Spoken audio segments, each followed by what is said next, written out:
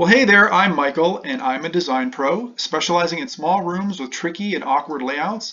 And this is where I share my thoughts and processes for how to arrange and decorate all kinds of little rooms with not so little challenges. So if you have a smaller, awkward room that's throwing you, you're in the right place. Today, we're going to be talking about a room that isn't so small. It's more of a shared living room, dining room. A lot of people have these. This one has a few challenges to it though, so we're going to get into those. But this is how the floor plan actually turned out. So I'm going to go back in time a little bit and we're going to show you the process for how I got to this arrangement for this particular room in just a second. We'll be right back.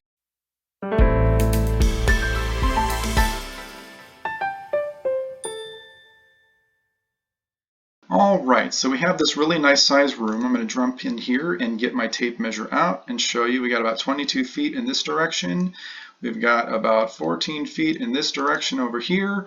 So it's a nice big size room, generous size room. Not one of the things that I usually talk about because I'm usually going more toward the small rooms. But today we're going to be talking about things that make larger rooms awkward or tricky to lay out. And when I use words like that to describe things on my blogs and videos, these are the things that I'm talking about. So let's start over here in the dining room. We have a nice sized dining room. It looks like it's a very large area over here. What makes this space awkward is this angled wall that kind of juts out into this area over here. So what it does is it actually limits the space to about maybe 3/4 of the room, maybe 2/3 of the room, and the rest of it is not usable because you have this large opening that goes back toward the kitchen into the back of the house over here. So you really can't put anything on this wall on this side because it's going to block this pathway that goes through this space over here. Same thing when you're looking at this area down here. This is actually the foyer of the space to kind of orientate you to the space a little bit more.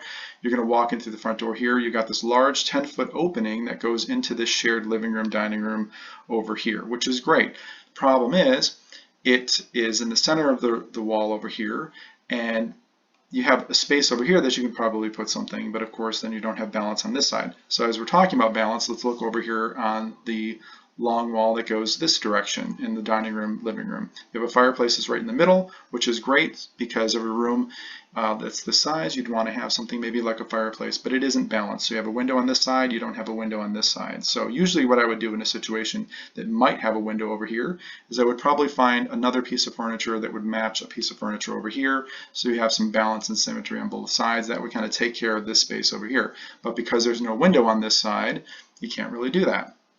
Another part of the awkwardness of this room is a very beautiful feature like this. Now this is a bay wall feature, and what it is, it's 3 angled walls, or basically 2 angled walls because this wall is more perpendicular to the room. But then you have these 2 angles that form this bay in this space. It's really nice, it's very pretty, but it doesn't really do anything for this space. It doesn't have a function. So basically it's going to be just a wall that's over here. It doesn't have any squared off portion so that you could put furniture on it. The piece de resistance then is this inlaid carpet over here. Now this is one of those builder grade things that was happening back in the early 1990s, maybe 35 years ago. It was probably thousands of dollars more to do this. It is a carpet that is actually inlaid into the floor. So it's not an area rug, it's a wall-to-wall carpet that is positioned inside of the floor. So what the builders were probably thinking is, oh, we're doing our homeowners a favor because now they know what side of the room is a living room and they have a parameter for where to put their furniture. Okay, builders, let's kind of jump back into our time machine, go back 35 years and ask them this question. What furniture do you envision going in this space? Because this does not make any sense at all.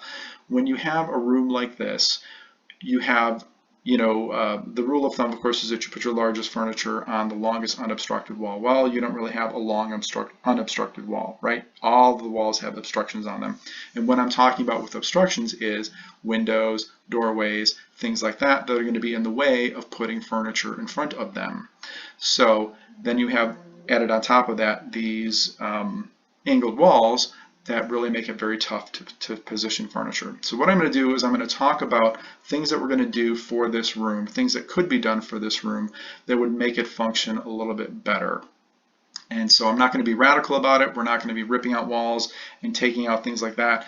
But we're going to be talking about maybe easy fixes that would cost a few $1,000s to do that is going to give this room so much more functionality and so much more flow that it would be a very, very beautiful space to spend some time in. So we're going to talk about that here in a second. So what would I do with this room if I was going to try to make the flow a little bit better and give the chance for furniture placement to be a little bit better?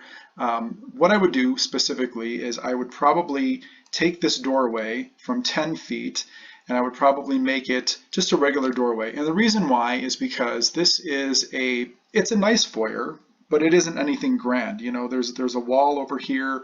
The door isn't anything special. You can't really see it from around this corner anyway, so why is there such a big opening to this space? It's not like there is a huge great room over here or a lot of other parts of the house.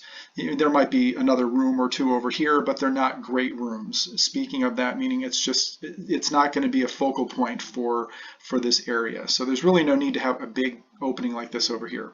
So if that's going to take this and make this a little bit more user-friendly, then I would definitely take this down. I would probably make this, instead of being 10 feet, I'm going to bring this over here, I would probably make this, let's see what 6 feet does.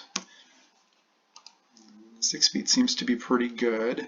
And what that does immediately, you can see over here, is that actually takes this wall and it makes it quite a bit bigger. So what this entails is probably getting a skilled person that could, a carpenter, somebody that could come in and take this wall and make it longer by closing off part of this doorway. So that would be something that I would do.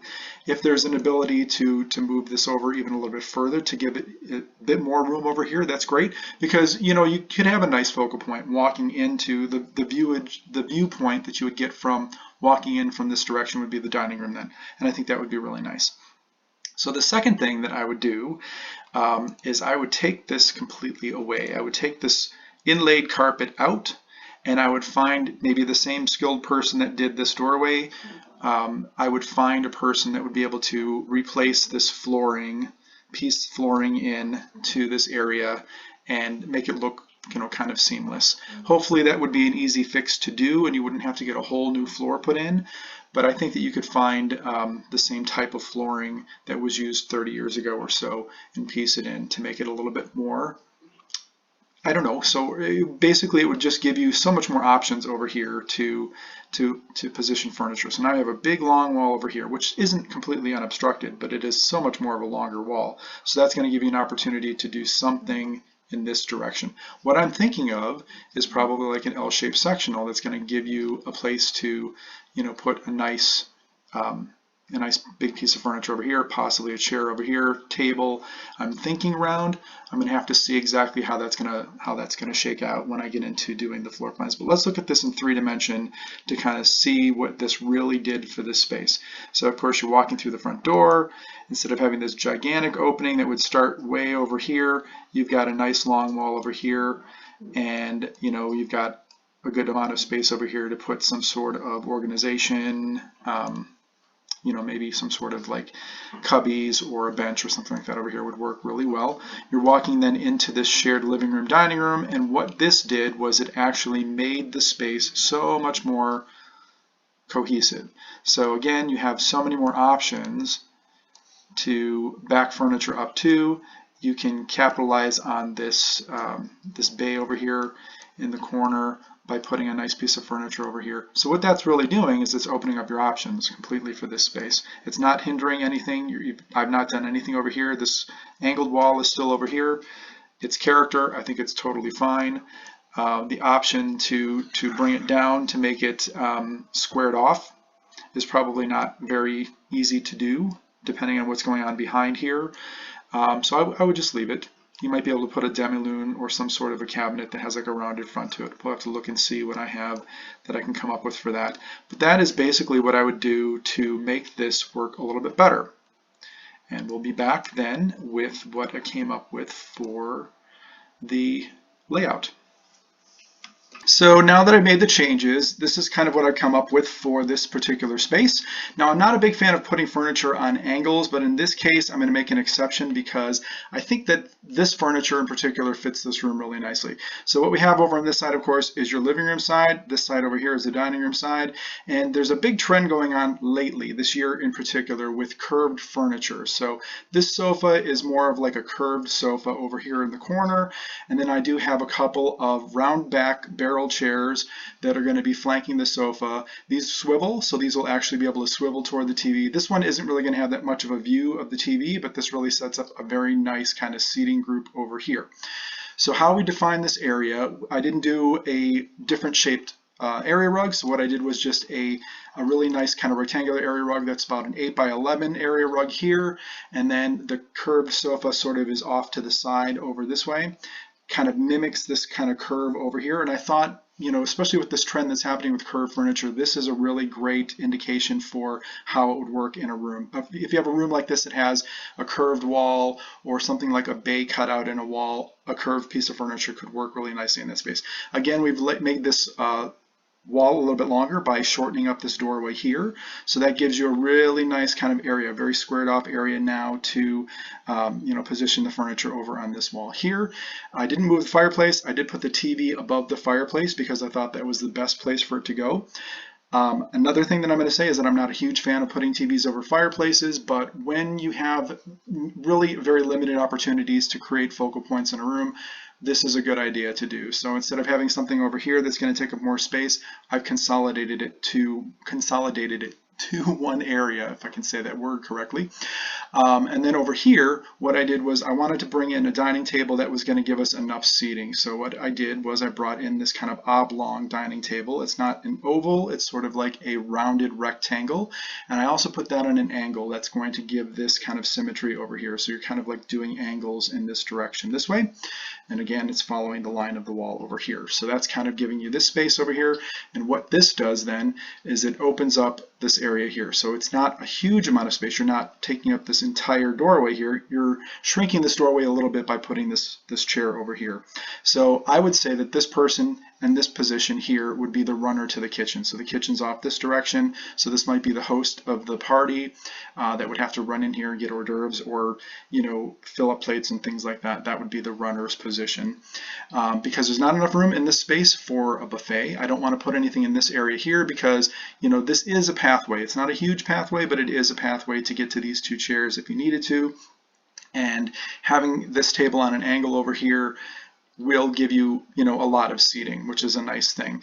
The other thing that I could recommend maybe doing in this space is a round table. Now, a round table is going to take up more space in the room, which when I was putting in the round tables, I didn't want to encroach on this area over here. So that's kind of why I wanted to leave this whole space open up so that you have two distinct areas, and then you do have plenty of room to move around it in different ways here.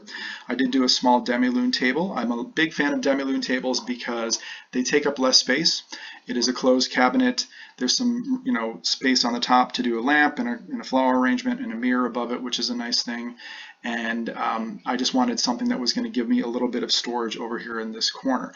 So it also is nice because if it was a squared off angle, of course, that's going to encroach on this person pulling their chair back. So with a rounded piece over here like this chair can be pulled out pretty far. You can see that you've got another foot, 2 feet almost in behind here before you're going to hit this space over here, which is plenty of room. These chairs are kind of halfway in, halfway out anyway. So let's take a look at this in 3D and see how this all kind of came together. As you're looking at it, let's spin it around toward the dining room first. You kind of have this really nice, more contemporary looking table underneath this low-hanging chandelier, which is really nice. That really kind of designates where this table should go, and I kind of wanted to follow that. I didn't want to do any more renovations to the space to move that light around, and I just think that that is a good place for it to be. And then I did armless chairs because armless chairs will allow you to push the chairs all the way in. You can see kind of underneath here that the pedestal underneath this table has a little bit of a concave cutout, which means that this chair can get pushed all the way in, which is nice on both sides. So when this table isn't in use, you can have these chairs pushed all the way in and you have much more space to move it around, move things around, move yourself around the table and whatnot. So over on this side here, I brought the curtains all the way up to just below the ceiling, like I usually like to recommend. I kept the same curtains over here, just keep everything very kind of consistent. I'm a big fan of doing drapes or window treatments that are the same or similar color to the wall. So this wall is more of like an off-white, light gray. I didn't change the fireplace. The fireplace is exactly the same, but in order to get balance on both sides, I put a large piece of art over here, which is very, very similar to the size of things going on over here. There's a bit of a kind of a floor plant underneath that will fill up the space and very much balance out the space over here without doing something completely the same on the other side. And then over into the living room area, again, you have that curved sofa, which is a really cool, very, very now look. I did a round coffee table that fits really nicely into that kind of recess into the curved sofa. And then you also have the two chairs that will spin around if you need them to have conversation or watch the TV. I kept it pretty simple, just did a wall gallery on the wall behind, and then a couple of skinny table lamps. And what those do is they don't take up a whole lot of space. The body of them is not really big, but you do have a nice height to them, and they do give you some task lighting on the side. And then I did a floor lamp that kind of has a gentle arch. So if a person was kind of sitting on the couch over here, they have a nice spot to read. And that is really how I laid out this space. I think that it turned out pretty well, and I'd be interested to find out what y'all think of that. If you want to leave me comments below, that would be great. And that is how the room looks. So I'll spin it around this way, just kind of give you a different look. I'm going to have some other pictures of it in the blog post as well, so you can kind of take a look at those. And I think that it turned out pretty good. So I'll be interested to see what y'all think. Take care. Bye-bye.